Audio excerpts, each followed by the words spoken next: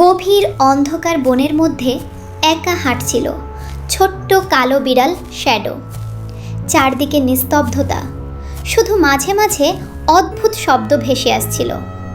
হঠাৎ সে দেখতে পেল একটি ছায়া গাছের আড়ালে নড়ছে। ধীরে ধীরে সেই ছায়া তার দিকে এগিয়ে আসতে লাগলো। শ্যাডোর বুক কেঁপে উঠল, কিন্তু সে পিছিয়ে গেল না। এক সময় ছায়াটি ভয়ঙ্কর এক ভূতের রূপ নিল।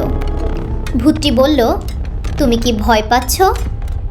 শ্যাডো দৃঢ় কণ্ঠে বলল, না, আমি ভয় পাই না। সঙ্গে সঙ্গে ভূতটি ধীরে ধীরে মিলিয়ে গেল। শ্যাডো বুঝতে পারল, ভয়কে জয় করলেই সব অন্ধকার দূর হয়ে যায়।